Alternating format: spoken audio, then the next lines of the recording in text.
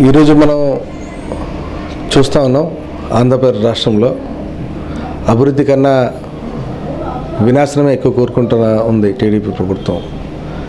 ఈరోజు మనం అందరం కూడా ప్రజలందరూ కూడా మంచి మంచి స్థానాలు కనిపించింది.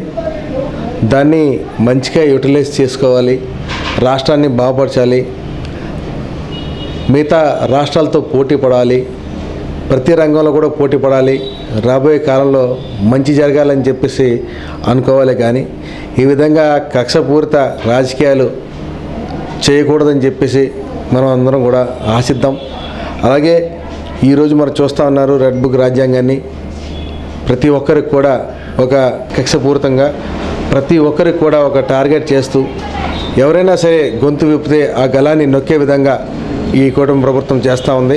రాబోయే రోజుల్లో మేము మా యొక్క జీవీఎంసీ ప్రతి స్థానాన్ని కూడా గట్టిగా మేమందరం కూడా నించోబెట్టి మేయర్ స్థానాన్ని కూడా వాళ్ళు కైవసం చేసుకుందామని చూస్తూ ఉన్నారు.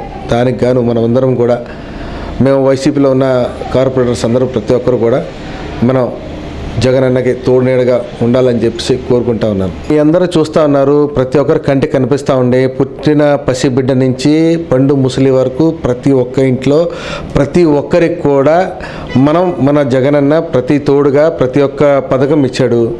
ప్రతి గడపకి వెళ్ళి జగన్ అన్న ఇచ్చింది ఏదైనా ఉందా అనుకుంటే తప్పకుండా బయటకు వచ్చి నాకు ఈ యొక్క పథకం అందిందని చెప్పేసి ధైర్యంగా చెప్పగలుగుతారు.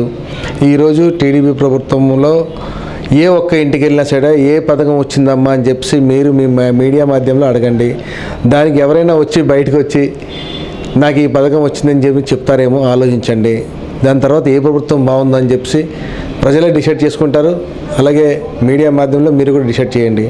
98 వార్డులకి ఎటువంటి రాజకీయ రంగు పొలవకుండా ప్రతి ఒక్క వార్డుకి ప్రతి ఒక్కరికి కూడా సమానంగా ఇవ్వడం జరిగింది. ఈరోజు వచ్చినప్పటికీ మన వైసీపీ ప్రభుత్వంలో ఉన్న కార్పొరేటర్ల వార్డుల్లో మాత్రం డెవలప్ అవ్వనివ్వకుండా అడ్డు పడేందుకు చాలా శక్తులు పనిచేస్తూ ఉన్నాయి.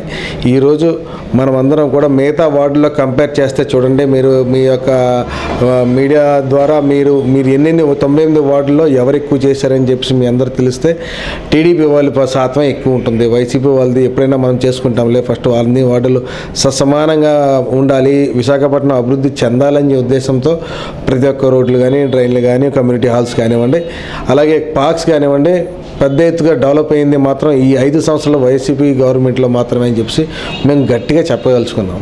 వైసీపీలో ఉన్న నాయకులందరం కూడా సత్సమానంతో మనమందరం కూడా కలిసికట్టుగా ఉండాలని చెప్పి పైనుంచి ఆదేశాలు కూడా వచ్చినాయి. అలాగే ఇక్కడ ఉత్తరాంధ్ర రీజనల్ కోఆర్డినేటర్ అయినటువంటి కురసాల కన్నబాబు గారు సమన్వయం చేసి, అలాగే అధ్యక్షులు అమర్నాథ్ గారు కూడా అందరికీ కూడా సమన్వయం చేసి, అలాగే మన ఎమ్మెల్సీ వర్యులు మన రాష్ట్ర మాజీ మంత్రివర్యులు బొత్స సత్యనారాయణ గారు అందరూ కలిపి మన కార్పొరేటర్లందరికీ కూడా సమన్వయం చేసి మన దగ్గర ఉన్నటువంటి లోపాలన్నీ సరిదిద్దుకొని వచ్చేసారి తప్పకుండా మనందరికీ కూడా సమన్వయం చేసి మంచి చేయాలని చెప్పి ఉద్దేశంతో వాళ్ళందరూ కూడా వీళ్ళందరికీ కూర్చోబెట్టి మాట్లాడడం జరిగింది. విద్యా పోరు మీరు ఏ విధంగా చూశారు, విద్యార్థుల్ని ఫీజు రీఎంబర్స్మెంట్ రాకుండా వాళ్ళు పరీక్షలు రాసడానికి వాళ్ళు హాల్ టికెట్ కూడా ఇవ్వలేని పరిస్థితి కొన్ని కాలేజీలు చేశారు. ముఖ్యంగా మన జగనన్న మాత్రం విద్య మీద ఎక్కువ కాన్సన్ట్రేట్ పెట్టారు.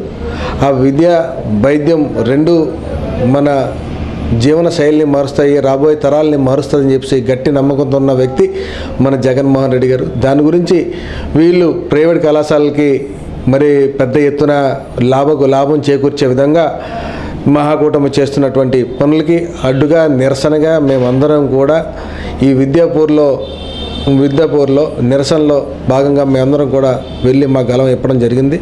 మేము అలాగే ప్రతి ఒక్క కార్యక్రమంలో మా జగనన్న అనుసరించే విధంగా ఆదేశించే విధంగా మేము ముందుకు సాగుతామని చెప్పి మీ అందరికీ తెలియజేసుకుంటా ఉన్నాను.